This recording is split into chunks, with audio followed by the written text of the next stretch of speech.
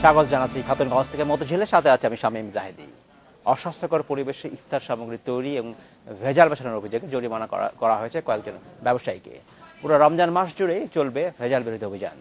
আজ আমরা আলোচনা করব ভোক্তা অধিকার নিয়ে। এই নিয়ে কথা বলতে আমাদের সাথে স্টুডিওতে রয়েছেন ভোক্তা অধিকার সংরক্ষণ অধিদপ্তরের উপপরিচালক আব্দুল মজিদ এবং বিএসটি এর সহকারী পরিচালক মোহাম্মদ রিয়াজুল হক। তবে আলোচনা শুরু করার আগে দেখে নেব আমরা একটি প্রতিবেদন।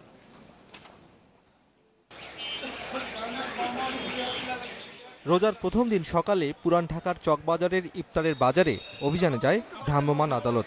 এ সময় বেশ কিছু দোকানে পাওয়া যায় নোংরা ও অস্বাস্থ্য পরিবেশ। এছাড়া খাবারে ভেজাল মেশানোর ঘটনা পেয়েছে ভ্রাম্যমাণ আদালত।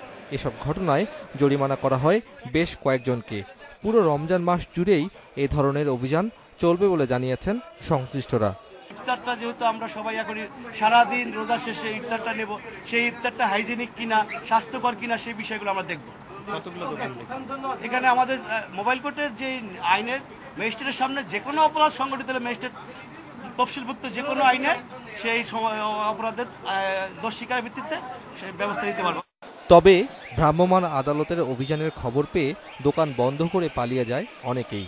মিষ্টির মধ্যে মৌমাছি বসছে ঢেকে না রাখার কারণে, আর যেটা পরিত্যক্ত মিষ্টি সেটা ওই বিশুদ্ধ মিষ্টির পাশাপাশি রাখা হয়েছে। আর এটা তো আপনার কারখানা, একটু আপনার আসবাবপত্র থাকবে।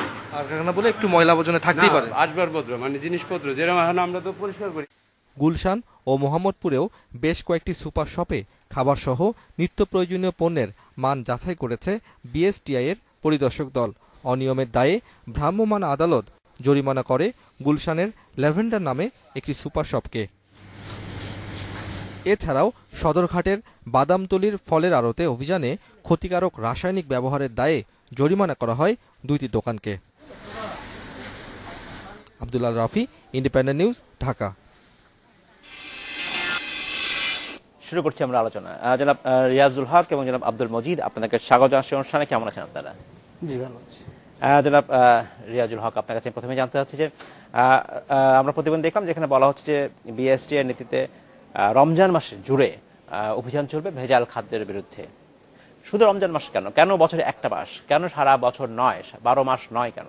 ধন্যবাদ ইন্ডিপেন্ডেন্ট টেলিভিশন কর্তৃপক্ষকে এবং যারা এই অনুষ্ঠান দেখছেন সকলকে ধন্যবাদ জানাচ্ছি। কিছুক্ষণ আগে যে প্রতিবেদনটা আমরা দেখতে পেলাম, জি অবশ্যই আমরা দেখতে পেয়েছি যে দুটি অভিযানেই আমাদের বিএসটিআই ছিলেন এবং আমাদের এই পবিত্র রমজান মাস উপলক্ষে যে বিএসটিআই প্রতিবারের ন্যায় এবারেও যে স্পেশাল প্রোগ্রামটি নিয়ে থাকে সেটা মাননীয় শিল্পমন্ত্রী মহোদয় আনুষ্ঠানিকদিকভাবে একটি সাংবাদিক সম্মেলন করে। প্রশ্ন হচ্ছে কেন 12 মাস নয়, কেন একটি মাস? সেটাই আমরা সেই অভিযানটা অব্যাহত রেখেছি। তবে বিএসটিআই প্রতিদিনই সারা বছরই বিএসটিআই অভিযান চলে থাকে। রমজান মাসে একটু স্পেশাল প্রোগ্রাম নিয়ে থাকি, এটুকুই মাত্র। তবে রমজান মাসে আমরা মিডিয়াকে যতটা পাশে পাই অন্য সময় অতটা পাশে পাই না। তবে বিএসটিআই প্রতি ওয়ার্কিং ডেতেই বিএসটিআই ওই অভিযান মোবাইল কোর্ট অব্যাহত আছে এবং থাকবে। ধন্যবাদ জনাব হক। আমি আপনার কাছে ফিরে আসবো জনাব আব্দুল মজিদ। আপনার কাছে জানতে চাচ্ছি ভোক্তা অধিকার সংরক্ষণ অধিদপ্তরের আমরা ইদানিং বেশ শুনছি এবং বেশ কিছু পণ্য এবং সেবার মান রক্ষার্থে ভোক্তাদের অধিকার রক্ষার জন্য বেশ কিছু কাজ করছে এবং এটা আমরা পত্রপত্রিকা দেখছি, টেলিভিশনে দেখছি। সাম্প্রতিক সময়ে বেশ কিছু মোবাইল ফোন কোম্পানিকে আপনারা জরিমানা করেছেন প্যাকেজের বিভিন্ন মোবাইল প্যাকেজের মাধ্যমে গ্রাহক প্রতারিত হওয়ার ব্যাপারে। এটা হচ্ছে সেবার ক্ষেত্রে। পণ্যের ক্ষেত্রে আপনারা কি ধরনের ভূমিকা রাখেন? পণ্যের ক্ষেত্রে আমরা জাতীয় ভোক্তা অধিকার সংরক্ষণ অধিদপ্তর ভোক্তারা যে কোনো পণ্য, এটা ভোগ্য পণ্য, খাওয়ার পণ্য, ব্যবহার্য পণ্য, ইলেকট্রনিক পণ্য, যে কোনো পণ্য যদি সে গুণগত মানের না পায় তখন আমাদের কাছে অভিযোগ দায়ের করে। জাতীয় ভোক্তা অভিযোগ কেন্দ্র রয়েছে যেখানে অভিযোগ দায়ের করলে অতি সহজেই এটার সমাধান হয়ে যায়। আপনি যে উল্লেখ করেছেন যে বিশেষ করে কতগুলি নেটওয়ার্ক কোম্পানির বিরুদ্ধে, মোবাইল ফোন কোম্পানির বিরুদ্ধে সেগুলো আমাদের কাছে অভিযোগ করেছে। এটা সুন্দর একটা ব্যবস্থা হয়েছে জাতীয় ভোক্তা অভিযোগ কেন্দ্র। আপনারা যখন এক্স্যাক্টলি, আমি আমার প্রশ্ন হচ্ছে আসলে এখানেই এই অভিযোগটা আপনি কিভাবে প্রমাণ করেন? আমি যদি খাদ্যের কথা বলি, একজন ভোক্তা এসে বলতে পারে যে খাদ্যের মান ভালো নয়, বা একজন ভোক্তা তার সেবার পণ্যের ক্ষেত্রে বলি, আমি যে মোবাইল ফোনের কথাই বলি, যে মোবাইল ফোন বলতে পারে যে এই নেটওয়ার্কটা তার ভালো নয়, বা তার কল ড্রপ হচ্ছে, এইটা অ্যাসেস করবার মতো ক্ষমতা আপনার কি রয়েছে? আমার সেই ক্ষমতা ভোক্তার যে অভিযোগ করবে সে নিজেই দিবে। সে তার পণ্যের রসিদ, ক্রয়ের রসিদ দিবে। যদি রসিদটা যদি দেখা যায় যে তাৎক্ষণিক বুঝা যায় এটা প্রতারিত হয়েছে, সাপোজ একটা মোবাইল কোম্পানি তাকে দিয়েছে, সে 7 দিন ব্যবহার করবে, সে 100 GB, সে 5 দিন পরে কেটে দিচ্ছে, এটা তো প্রমাণের প্রয়োজন হয়নি, তাৎক্ষণিক প্রমাণ হয়ে যাচ্ছে। পণ্যের ক্ষেত্রে দেখা গেল যে তাকে ওজন কম দিয়েছিল, মেয়াদ উত্তীর্ণ দিয়েছিল, এটা তো তাৎক্ষণিক তার রসিদের মধ্যে প্রমাণ হয়ে যাচ্ছে। ওজন কম দিয়েছিল, হ্যাঁ, লেখা আছে আপনি লাক্স সাবান কিনেছেন, এটা গায়ে লেখা আছে 100 গ্রাম, মেপেছি 95 গ্রাম পাওয়া গেল, সে তো জরিমানার সম্মুখীন হবে। এটা তো আর প্রমাণ সেদিন স্বীকার করে নিয়েছে যে এটা প্রস্তুতকারক। আমি শুধু সাবান, ঠিক আছে, আমি ধরেন বাজারে আলু কিনলো, এটা আপনি বললো যে আলুটা খারাপ, তো একজন গ্রাহক তো বলতেই পারে, আপনি কিভাবে সেটা প্রমাণ করবেন? না, সে আলুটাকে খারাপ যদি বলে, তাকে খারাপ আলুটা দেখাতে হবে এবং সেই স্যাম্পলটা নিয়ে আসবে। যে বিক্রেতা নিয়ে আসবে সে বলবে হ্যাঁ আমি এটাই বিক্রি করেছিলাম, এটা মোড়ক আবদ্ধ, সে মোড়ক খুলেনি এবং এটা আমার মাধ্যমে এটা প্রচার হয়ে গেছে। আমাদের লাস্ট ফার্মার থেকে একটা খেজুর কিনেছিল একজন ভোক্তা, কিন্তু এখানে আপনারা যিনি বিক্রেতা তার কোনো মতামত নেন না? তাই সে নিজে স্বীকার করবে, যখন সে দোষ স্বীকার না করে তখন আমরা তাকে কোনো শাস্তি দিব না। তো দোষ স্বীকার করতে না পারে, সে দোষ স্বীকার করবে। ধন্যবাদ। আমি আপনার কাছে ফিরার পর জনাব হক আপনার কাছে জানতে চাচ্ছি যে সাম্প্রতিক সময় মোবাইল কোর্টের অভিযান নিয়ে অনেক প্রশ্নের সম্মুখীন হতে হয়েছে এবং হাইকোর্টে এটার নিষেধাজ্ঞা জারি করা হয়েছিল, পরে অ্যাপিলেট চেম্বার জাজ থেকে এখানে স্থগিতাদেশ দেওয়া হয়েছে, এবং যেটা আগামী জুলাই মাসের 1 তারিখ পর্যন্ত এটা এই কার্যক্রম চলবে। এরপরে আসলে চলবে না বলা না, সিদ্ধান্ত বিএসটিআই যে মোবাইল কোডটা পরিচালিত করে, এটা পদ্ধতি কি আমি সেটাই জানতে চাই। এটা হলো আমরা জনস্বার্থে বিএসটিআই এর অ্যাক্টিভিটিস, এটা বিএসটিআই এর কার্যক্রমেরই একটা অন্যতম অংশ হলো মোবাইল কোড পরিচালনা করা। এখন সেই মোবাইল কোডের বিচারক কে থাকবে সেটা সরকার নির্ধারণ করবে। যেমন এতদিন একটা সিদ্ধান্ত ছিল এক্সিকিউটিভ ম্যাজিস্ট্রেট যারা থাকবে তারাই মোবাইল কোড পরিচালনা করবে, আমরা তাদেরকে সাথে নিয়েই মোবাইল কোড অব্যাহত রেখেছিলাম। এখন যদি সরকার বা মাননীয় আদালত যদি মনে করেন না এক্সিকিউটিভ ম্যাজিস্ট্রেট না জুডিশিয়াল ম্যাজিস্ট্রেট বা অন্য XYZ তাকেই ক্ষমতা প্রদান করতে হবে, আমরা তাদেরকে নিয়ে এই অভিযান অব্যাহত রাখবো। তবে মোবাইল কোর্টের অভিযান থাকবে বলে আমরা আশা রাখি, এবং এটা থাকা উচিত বলে আমরা মনে করি, জনস্বার্থে দেশের স্বার্থে এটা থাকা উচিত। এই বিএসটিআই রয়েছে বা ভোক্তা অধিকার সংরক্ষণ হচ্ছে, কিন্তু তারপরেও কিন্তু আমরা খুব সাধারণ পারসেপশন মানুষের মধ্যে সেটা হচ্ছে যে আমাদের পণ্যে ভেজাল, আমরা ভালো জিনিস পাই না। এটার কারণ কি? সরকারি প্রতিষ্ঠানগুলোর কি যথেষ্ট লোকবলের অভাব, নাকি মনোবলের অভাব এনফোর্সমেন্টের ক্ষেত্রে? এটা সমস্যাটা কোথায় আসলে হয় না কেন? আপনি নিশ্চয়ই স্বীকার করবেন, আপনি যে একটা পণ্য কিনছেন এটা যে নির্ভেজাল পণ্য আপনি বলতে পারেন না। আমি ঠিক সেইভাবে বলি না, কিছু অপপ্রচার বা বেশি প্রচার হয়ে যায়। দলের একটা আম কিনেছে কিছু ভোক্তা, কিনে বললো ফরমালিন তো নাই দেশে, এটা তো কোনো ইম্পোর্ট হচ্ছে না, এটা তো মাননীয় বাণিজ্য মন্ত্রী না হলেও এটা তো স্মাগল হয়ে আসতে পারে, আপনি কিভাবে জানেন?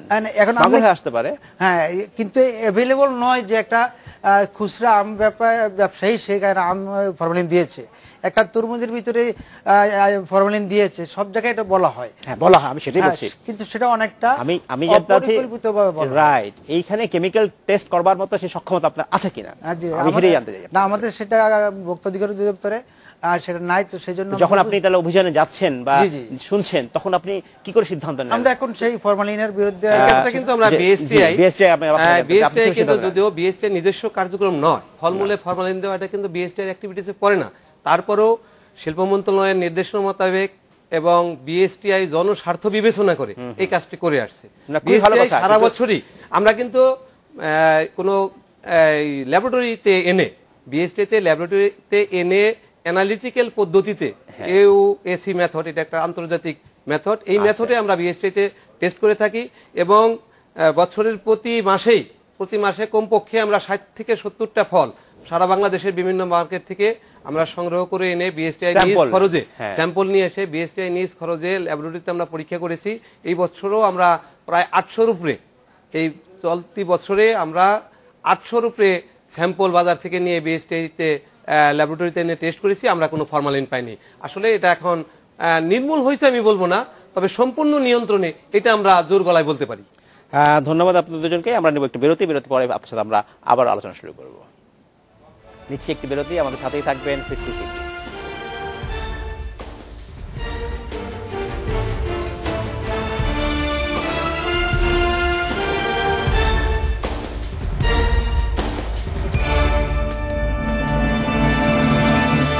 স্বাগত আরেকবার খাতুনগঞ্জ থেকে মতো ছিল। আজ আমরা আলোচনা করছি ভোক্তা অধিকার নিয়ে কথা বলতে আমাদের সাথে স্টুডিওতে রয়েছেন বিএসটি এর সহকারী পরিচালক মোহাম্মদ রিয়াজুল হক এবং ভোক্তা অধিকার সংরক্ষণ দপ্তরের উপপরিচালক আব্দুল মজিদ।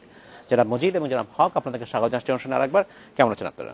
জি, আমি আর এই বিষয়ে এখন যে বিষয়ে আলোচনা করতে চাই জনাব আব্দুল মজিদ, সেটা তো আমরা যখন সারা বছরের কথা বলছি যে ভোক্তা অধিকারের কথা বলছি, আমি ভোক্তা অধিকার সংরক্ষণ অধিদপ্তরের কথা জানতে চাচ্ছি। আপনাদের কার্যক্রম সম্বন্ধে খুব বেশি আমার মনে হয় না আমরা জানি, এইটা একটু যদি বলতেন। এবং শুধু ঢাকা কি আপনাদের কার্যক্রম নাকি ঢাকার বাইরেও কার্যক্রম? আমাদের কার্যক্রম ইউনিয়ন পর্যন্ত, যেখানেই বাণিজ্যিক হাট বাজার আছে, যেখানেই কোনো খাদ্যপণ্য উৎপন্ন হয়, যেখানেই বিপণন হয়, সে পর্যন্ত রয়েছে। ভোক্তা অধিকার সংরক্ষণ অধিদপ্তরের জনবল কত এখন? আমাদের জনবল আমি একজ্যাক্ট আমি বলছি না, আমি সেট আপটা বলতেছি। আমাদের কেন্দ্রে আছে বাণিজ্য মন্ত্রণালয়ের আমাদের যে মাননীয় মন্ত্রী মহোদয় পরিষদের সভাপতি, আমাদের অধিদপ্তরের মহাপরিচালক, জেলা বিভাগে রয়েছে আমরা উপপরিচালক এবং জেলাতে রয়েছেন সহকারী পরিচালক। আমাদের ভোক্তা অধিকার সংরক্ষণ কমিটি ইউনিয়ন পর্যায়ে কি ইউনিয়ন পর্যায়ে ভোক্তা অধিকার সংরক্ষণ কমিটি রয়েছে ইউনিয়ন চেয়ারম্যানের নেতৃত্বে।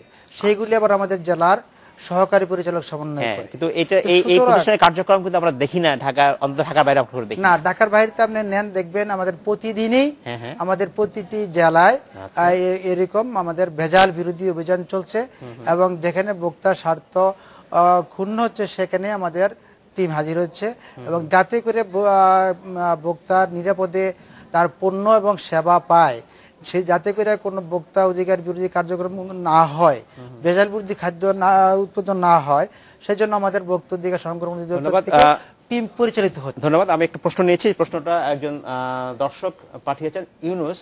উনি একটি পণ্যের নাম বলেছেন, আমি পণ্যের নাম বলছি না, ওনার প্রশ্ন অভিযোগটা হচ্ছে আপনি নিতে পারবেন। আমি একটি পণ্য কিনেছি, পণ্যের নামটা আমি এই মুহূর্তে উচ্চারণ করলাম না, কিনেছি মূল্য 15 টাকা, যেটা গায়ের দাম বলা হয়েছে, কিন্তু মূল্য নিয়েছে 20 টাকা। তাহলে আমি কি করতে পারি? এইসব ক্ষেত্রে একজন ভোক্তা কি করতে পারে সেটা বলতে। আমি ওনার বুঝতে পেরেছি পণ্যটা সেটা একটা সফট ড্রিঙ্কস অথবা মাম মিনারেল ওয়াটার। উনি সফট ড্রিঙ্কসের কথা বলছেন, আমি ব্র্যান্ড ইচ্ছে করে বললাম না। হ্যাঁ জি, বুঝতে পেরেছি। সেরকম অভিযোগ আমাদের এখানে শত করে ডেলি। উনি সিম্পলি ওনার ক্রয় রসিদটা দিয়ে ncc@dncrp.gov.bd দিবে, আমাদের ওয়েবসাইটে যাবে, সেখানে পাবে, সেখানে সিম্পলি অভিযোগটা দাখিল করলেই হবে। ওয়েবসাইটের অ্যাড্রেস যদি আরেকবার বলতেন। www.dncrp.gov.bd। ধন্যবাদ জনাব ইউনুস। সেখানে ফর্ম রয়েছে। আমার ধারণা আমাদের দর্শক ইউনুস সাহেব উত্তরটা পেয়েছেন। জনাব হক, আপনার কাছে জানতে চাচ্ছি যে আমরা মূল কথাটা বলতে চাচ্ছি যে আসলে বিএসটি বেশ দীর্ঘদিনের প্রতিষ্ঠান, অনেকদিন থেকে কাজ করে আসছে। বিভিন্ন পণ্য আমরা দেখে থাকি যে বিএসটি সিল মারা থাকে, বলা থাকে, অনেক পণ্য থাকে। এই সিলটাই যে সঠিক সিল মারা আছে তার নিশ্চয়তা আসলে একজন ভোক্তা হিসেবে আমি কি পেতে পারি? যেমন বিএসটিআই যে সমস্ত কম্পালসারি প্রোডাক্ট আছে, সরকার যে সমস্ত প্রোডাক্টকে ম্যান্ডেটরি করে দিয়েছে বিএসটিআই থেকে লাইসেন্স নিয়ে বাজারজাত করতে হবে, আমরা প্রাথমিক অবস্থায় পরীক্ষা নিরীক্ষা করে এটা লাইসেন্স দিয়ে থাকি। কিন্তু আমরাও জানি যে এই লাইসেন্স নেওয়ার সময় যে প্রোডাক্টটা দিচ্ছে এই প্রোডাক্টটা কি সে সারা বছরই বাজারজাত করবে কি করবে না। এই জন্য আমাদের মনিটরিং টিম আছে, সার্ভিলেন্স টিম বলে থাকি আমরা। এই সার্ভিলেন্স টিমের মাধ্যমে আমরা বাজার থেকে অথবা আকস্মিকভাবে তার কারখানা ইন্সপেকশন করে বাজার থেকে অথবা কারখানা থেকে স্যাম্পল এনে আমরা বিএসটিআইতে নিজস্ব খরচে পরীক্ষা করে থাকি। যেমন এই 10 মাসে বর্তমান অর্থবছরে আমরা প্রায় 1100 স্যাম্পল আমরা বাজার থেকে ক্রয় করে এনে টেস্ট করেছি। এর মধ্যে 121টি পণ্য আমরা খারাপ পেয়েছি, অর্থাৎ যখন আমরা লাইসেন্স যে মানে দিয়েছি সেই মানসম্মত আমরা 121টি পণ্য পাইনি। আপনারা যখন পরীক্ষার জন্য ল্যাবরেটরিতে পাঠানো হয় তখন হয়তো মান ভালো ছিল, কিন্তু সে যখন কমার্শিয়ালি বাজারে ছাড়ছে তখন সেটাও হতে পারে, অথবা যে ইনগ্রেডিয়েন্টস গুলা ব্যবহার করে থাকে সেই ইনগ্রেডিয়েন্টস এর কারণেও হতে পারে, বিভিন্ন কারণে হতে পারে। আমরা ইতিমধ্যে ওই 121টি প্রতিষ্ঠানকে শোকজ করেছি যে তোমাদের পণ্য আমরা বাজার থেকে কিনে এনে পরীক্ষা করে নিম্নমানের পেয়েছি। বিএসটিআর কি যথেষ্ট লোকবল আছে কিনা? বিএসটিআর যে লোকবল আছে আমরা সেই লোকবল দিয়ে আমাদের সাধ্যমতো আমরা কার্যক্রম অব্যাহত রেখেছি। আমরা সন্ধ্যার পরেও কাজ করতে হয় আমাদেরকে, তবে লোকবল যত বেশি হবে সন্ধ্যার পরে কেন স্বাভাবিকভাবে কাজ আমাদের করবেন? কার্যক্রম আরো বেশি বৃদ্ধি পাবে। হ্যাঁ, কিন্তু সন্ধ্যার পর কেন কাজ করবেন? অফিস টাইমের মধ্যে কাজ করা উচিত না, আমরা বলতেছি যে কাজ করতে হয় আমাদের, যেহেতু আচ্ছা। লোকবলের সংখ্যা একটু কম থাকার ফলে আচ্ছা। আমাদের অতিরিক্ত আমার সময়ও প্রশ্ন- কাজ করতে হ্যাঁ। হয় এবং জাতীয় স্বার্থ বিবেচনা করেই আমরা এটা করে থাকি। যে লাইসেন্স নেওয়া হয় তার কি রিনিউয়াল কোনো পদ্ধতি আছে নাকি? না, অবশ্যই আমাদের লাইসেন্স দিয়ে থাকি আমরা 3 বছরে। যেমন খাদ্যপণ্য আমাদের মানে একটা আইনেই বাধ্যবাধকতা রয়েছে যে লাইসেন্স দিয়ে বছরে কমপক্ষে খোলা বাজার থেকে 2 বার করে কিনে এনে বিএসটিআই নিজ খরচে পরীক্ষা করাবে এবং কমপক্ষে 2 বার, এর 2 এর বেশিও হতে পারে। আমরা এই কার্যক্রম কিন্তু সারা বছরই করে থাকি। সার্ভিলেন্স টিমের মাধ্যমে আমাদের প্রতিটা আঞ্চলিক অফিস সহ বিএসটিআই প্রধান কার্যালয়েও একাধিক সার্ভিলেন্স টিম আছে। প্রতিনিয়তই আমরা বাজার থেকে আমাদের লাইসেন্সধারী প্রতিষ্ঠানের পণ্য ক্রয় করে এনে বিএসটিআই ল্যাবে নিজ খরচে পরীক্ষা করে থাকি। ধন্যবাদ। আমি আপনার কাছে ফিরে জনাব আব্দুল মজিদ, আপনার কাছে জানতে চাচ্ছি, আপনি বলছিলেন যে এক সময় যে বিরোধীতে যাবার আগে আপনি জিজ্ঞেস করছিলাম যে আপনাদের বিচার পদ্ধতি কি। আপনি বলছিলেন যে ক্রেতা এবং বিক্রেতা তাদের দুজনের পক্ষে আপনার কথা শোনেন এবং যদি বিক্রেতা বা সেবা প্রদানকারী প্রতিষ্ঠান যদি তাদের ভুল স্বীকার করে তবেই তাহলে আপনারা জরিমানা বা ফাইন করেন। বিক্রিকারী প্রতিষ্ঠান যদি ভুল স্বীকার না করে তাহলে কি করেন আপনারা, বা আপনাদের সিদ্ধান্তের বিরুদ্ধে আপিল করবার কি সুযোগ রয়েছে কিনা, বা সেই পদ্ধতিটা কি? না, আমাদের যে কিনে বিক্রেতা সে তার ভুলটা স্বীকার না করলে তার এভিডেন্সটা আমরা দিয়ে বুঝতে পারি সেটা ভুলটা করেছে, এক পর্যায়ে সে স্বীকার করে। না না না, আমার কথাটা না, কোনো কারণে সে ভুল বললো না, যে আপনার সাথে ডিসপিউট হতে পারে, যে বললো না এটা আম রাইট, সে বলতেই পারে, আপনি বলেন না ঠিক আছে, তখন আপনার পদ্ধতি কি হয়? তখন আপনি সেই কেসটা কোথায় রেফার করেন? আর তখন তো সেটা নাকি আপনি ইচ্ছা মতোই আবার ফাইন করে ফেলেন? না, আমার ইচ্ছা মতো আমি এটার জাজমেন্ট দিব, আমার বিচারিককে দিয়ে সেটাই বলছি। সে সংক্ষুব্ধ হলে সে আমার বিরুদ্ধে রিট করবে, অ্যাপিল করতে পারবে। এটাই আমি সেটাই আমার জানা ছিল। অ্যাপিল করার ক্ষমতা কোথায়? এটা রিট করবে। রিট করবে, আচ্ছা আচ্ছা, সেটাই। কিন্তু হ্যাঁ, নিশ্চয়ই যে কোনো মামলার রিট করবার বা অ্যাপিল করবার ক্ষমতা নিশ্চয়ই থাকা উচিত। ধন্যবাদ। জনাব রিয়াজুল হক, আপনার কাছে আমি জানতে চাচ্ছি যে আমরা যখন বলছি যে আমাদের মূল লক্ষ্য হচ্ছে সারা বছরের জন্য আমরা বাংলাদেশের সকল পণ্য এবং সেবার মান নিশ্চিত চাই, সেইটা কিন্তু আসলে আমরা পাচ্ছি না। বিএসটিআই এর যে কাজটা আসলে বিএসটিআই এর প্রতি আমি মনে করি শুধু মিডিয়া না, সারা দেশের মানুষের এক্সপেকটেশনটা অনেক বেড়ে গেছে। বিএসটিআই আমি মনে করি সব ধরনের প্রতিষ্ঠানের মধ্যে সরকার মানুষের আশা। বিএসটিআই এর একটা সফলতা। আমাদের মাত্র কম্পালসারি প্রোডাক্ট হলো 154টা, হাজার হাজার প্রোডাক্ট আছে। মানুষ যেখানেই ভেজাল দেখবে বা ভেজাল বিরোধী অভিযান হবে বা যে কোনো ধরনের শাস্তিমূলক ব্যবস্থা হচ্ছে, মানুষ জানে যে এটা বিএসটিআই করতেছে। এটাই কিন্তু বিএসটিআই একটা অন্যতম সফলতা বলে আমরা দাবি করতে পারি। আপনার হাতে 20 সেকেন্ড আপনি বলবেন যে ভোক্তা অধিকার সংরক্ষণ দপ্তরের ব্যাপারে মানুষের যে আশা, সেই আশাকে আসলে আপনারা কিভাবে কাজে লাগাতে পারবেন? আমরা ভোক্তাদের আশাকে নিয়ে আমরা আরো এগিয়ে যাচ্ছি, আমাদের যে সেবার পরিধি বাড়াচ্ছি।